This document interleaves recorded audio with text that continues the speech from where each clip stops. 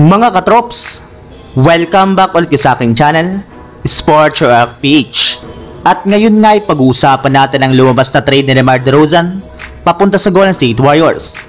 Pag-uusapan na rin nga natin dito sa ating panibagong video ang balitang posibleng pag-trade ng Los Angeles Lakers kay Gabe Vincent.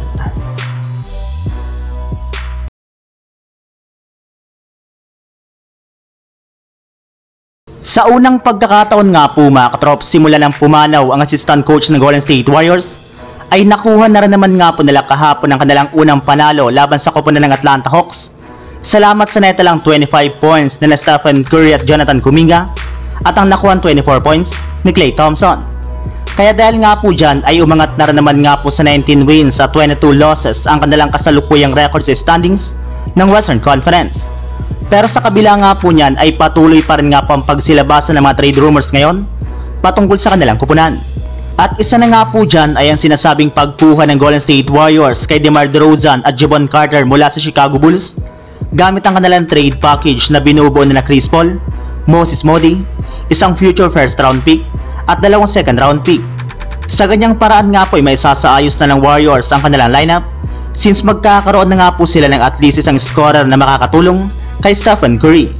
Pero syempre bago pa man nga po ito mangyari ay kailangan muna nga pong mag-agree dito ang front office ng Chicago Bulls. Samantala, pumunta naman tayo sa ating sunod na pag-uusapan sa balitang posibleng pag-trade ng Los Angeles Lakers kay Gabe Vincent.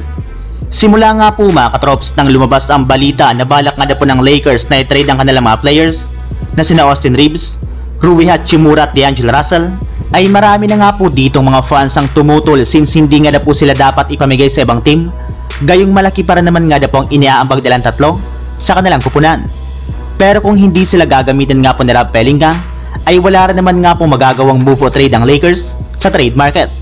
Subalit ayon na rin naman nga po sa ilang Lakers fans, mas mabuti nga na po i-trade na lamang nila si Gabe Vincent, gayong wala rin naman nga po itong naitulong simula na makuha siya ng kanilang kupunan sa nagdaang offseason at ilang beses pa lamang nga po siya nakakapaglaro sa kanilang team bago siya nagtamo ng injury.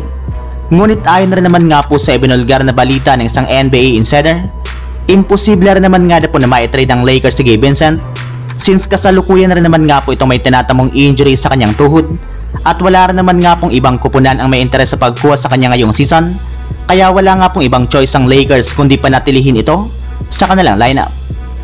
So yun lang mga katrops, ang handog kong story ngayong araw. Sana nag-enjoy kayo, please like and subscribe my YouTube channel, Sports React PH, para sa iba pang story at update patungkol sa NBA. Kita-kits muli sa ating susunod na video.